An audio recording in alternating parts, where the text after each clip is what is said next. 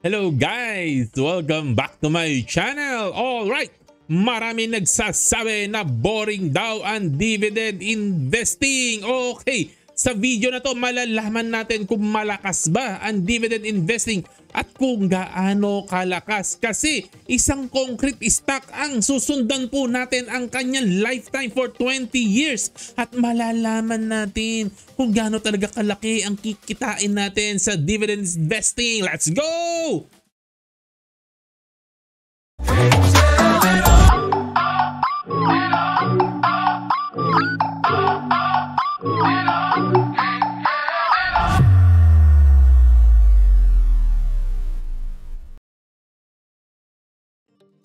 Welcome back! Alright, the power of boring dividend investing with concrete example. Magkano ang kikitain po natin? Okay, ititrace ko po ang 20 years data ng isang company, isang dividend company na sobrang boring po. Sobrang boring po niya. Bakit siya nasabi kong boring? Kasi po yung share price niya in 20 years halos hindi po masyadong gumalaw. Ay grabe po, nakakaiyak po ito kung capital appreciation po ang gagawin po ninyong strategy po dito.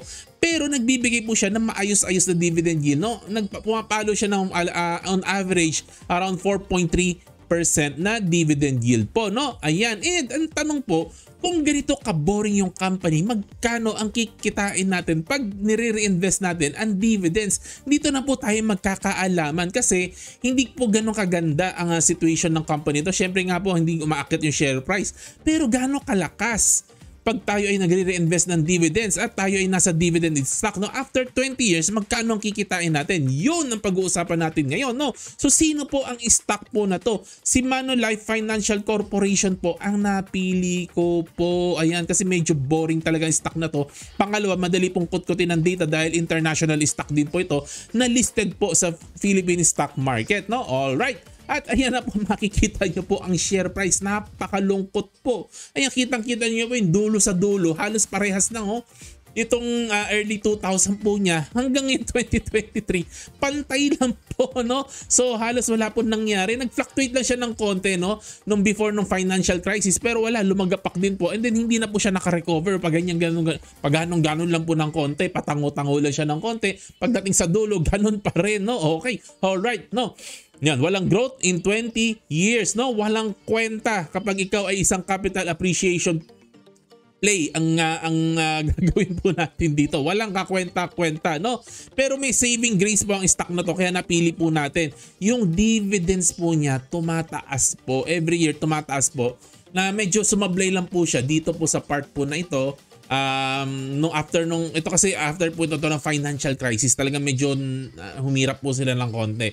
Pero unti-unti naman po sila from 2013 nakabawi na po ito, dire-diretso na po nila napapataas ang kanilang dividends year after year. Kaya napili din po natin yung stock na to. May saving grace din po kasi siya, Napapa-increase nila dividends nila, Except nga po nung financial crisis. And I like Manulife po as a dividend investment po, is as a dividend stocks kasi insurance po ito, At ang insurance company, syempre, ang intention po ng management po nito ay mabuhay po ito forever, Talagang safety first po talaga. Safety ng business talaga ang focus po nito kasi syempre, bilang insurance company, kailangan ma-outlive niya ang kanyang clients, kung mauna siya mategi sa clients, kawawa ang mga client, pag kailangan magkaroon ng claims, So, ganun po talaga, may pagka-conservative po ang stock po na to. Kaya yun din po ang pinaral natin kasi gusto ko po, tayo po, pag nag-i-invest po tayo sa dividend, lalo na pag retiree po tayo, syempre kailangan defensive po tayo, safe po talaga ang pinapasukan po natin, And baka ito rin po ang reason kasi nga masyadong conservative ang management po. Siguro baka ito ang reason kaya boring ang capital appreciation niya, Kasi masyadong conservative. Baka po, hindi ko po sure, Baka po, Ayan, Pero yun nga po ang kailangan natin pag tayo ay retired, safe stocks na increasing ang dividends. Yun talaga ang kailangan po natin. Less ang focus natin sa growth po talaga, pag tayo retired na po, More on stability and perfect po talaga yung mga ganyan for retiree.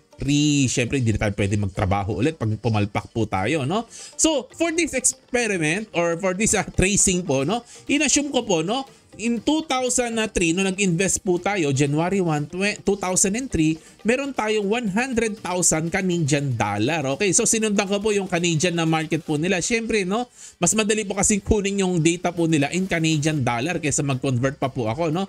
So 100,000 Canadian dollars, January 1, 2003. No, ina-assume ko po, lahat na nakukuha kong dividends ay nire-reinvest ko po every January 1st of succeeding year. So every year po nakakakuha ka ng dividends, and then every January 1, i-reinvest mo kung magkano yung presyo niya on that day, January 1. So tinrace ko rin po magkano po yung share price. Pinagtyagaan ko kanina, pinatplat ko po yan bago ko po in Excel, no? And then para mas realistic po, in-assume ko na po na dinideduct yung 10% tax. Kasi syempre pag umabot sa kamay natin yung dividends, so hindi naman yung full amount binabawasan ng ng gobyerno, talagang gobyerno na to, no?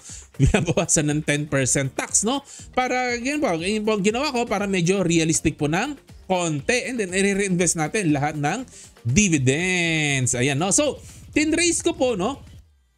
Kung nagre-reinvest po tayo ng dividends, magkano po ang nakokolekta nating dividends year after year. So makikita po natin sa graph po na to, every year po lumalaki po ang ating dividends. Siyempre po nire-reinvest natin ang ating dividends, so tumataas po ang ating share price. So every year tataas ang dividends natin. Hanggat reinvest tayo ng reinvest, dumadami yung shares natin, lumalaki ang ating dividends. So nag-start po tayo ng 3,000 ang nakuha lang nating dividends, no, in 2003. Yung 100,000 po natin na position po dito, nakatanggap lang po tayo ng $3,000, no? 3.3% na dividend yield. Pero imagine nyo po, pagdating po ng 2022, ang natatanggap mo na dividends is 21,000 na. Ay grabe, ang laki po na tinalong po nito, times 6, times 7 po ito, no? In 20 years lang po yun. So ganun po kaganda, no, ang power po ng reinvesting our dividends, no? So how much is our investment, no, after 10 years? So 10 years muna, huwag mo natin sagutin yung 20 years, no? So ang assumption ko po dito, no, after 10 years, ibenta po na po natin lahat ng share price natin kung magkano ang market price siya on the 10th year. So ang ating 100,000 ay magiging 167,000. So 67% return. So medyo boring, no, in 10 years. 67% lang. But wait, there's more, no? Paano naman kung 20 years? Siyempre po, hindi po fair ang 10 years na pag sinabi mo long-term investor ka po, hindi po pwedeng 10 years na ang horizon po natin. Kailangan 20, 30, 40 years bago mo masabi po na ikaw ay long-term investor, kasi kailangan mo masurvive ang maraming cycles, market cycles, maraming bull and bear run, no, na palit-palit po yan. So kailangan ma-endure mo yon para masabi mo talaga kung maganda talaga ang investment mo. So tingnan natin yung 20 years. I-liquidate naman natin in 20 years, no? So from 2003, ibenta na po natin ang lahat ng stock natin. Ngayong 2023, magkano po? 379,000 na po. So yung $100,000 po natin, naging 379,000. Ang ganda na pong return po nito. Hindi na po siya joke ngayon. 279,000 na po ang ating kinita in percentage. Wow, ang ganda po, no? So sana po na-appreciate po ninyo, no? Goods na goods. Kahit na sobrang boring po ng stock po na to, imagine nyo po, wala pong growth ang share price po nito. And yet, kumita po tayo ng 279% in 20 years. Ayan po, no? Ayan, tingnan nyo po. Ipapaalala ko po sa inyo kung gaano ka-boring ang stock po na to.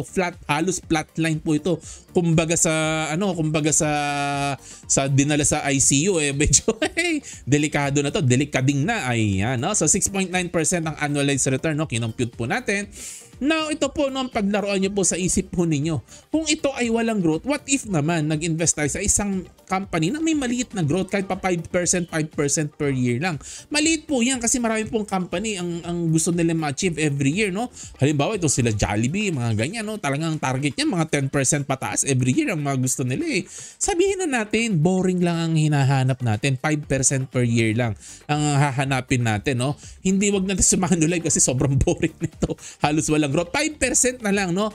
So halimbawa po, no, tumataas ng 5% ang share price, no? Nagbibigay ng 4% dividend yield, no? And yung dividend, syempre, nag-grow din ng 5%.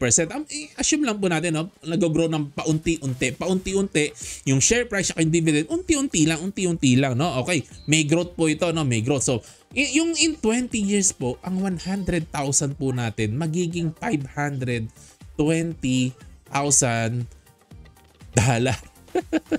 Nakakuha nyo po. So ang ganda po, kahit po boring ang napili po nating stock, basta continuous po tayo nagre-reinvest ng dividends. So kahit konting-konti lang ang growth niyan. At kahit hindi po mataas masyado ang dividend yield po niyan, tinira lang po natin sa 4% po ito, no? Sa 4% lang natin tinira po ito, no? In 20 years po, no? Naging 520,000 na po ang ating 100,000 and 8.6% annualized return, no? And paano naman kung 40 years, kung mas mahaba ang ating horizon, yung 100,000 po natin ay magiging 2.7 million na po in 40 years. Ayun po. So kaya kinalculate ko lang po ito. Namili lang tayo ng pinaka-boring sa lahat. Pinaka-boring talaga na calculation, no? Para po maintindihan po natin ano po, what's the point? Dividend investing po will give you good returns, no? Kaya kahit don't make it complicated. Wag po ninyong pahirapan ang sarili po natin na pinipilit po natin maghanap ng stock na mataas ang dividend yield na may mga danger po yan.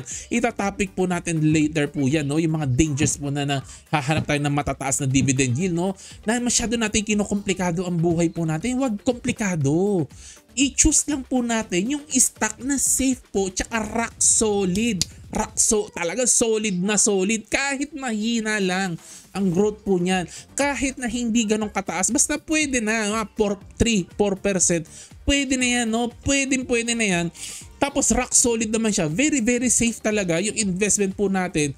Fight na po yan. Maganda na po ang ating spectacular na po, no, ang mangyayari sa ating returns po niya, no? Kahit na po hindi ganun kaganda ang share price growth po niya. So always po prioritize po, no, ang safety po at wag po natin gagawing complicated. Panalo pa din po yan in the end. Imagine mo 100,000 magiging 2.7 million kahit na ang pangit-pangit ng mga data na hindi ganun kalaki. Hindi ganun kalaki, no, yung mga eme na makukuha po natin.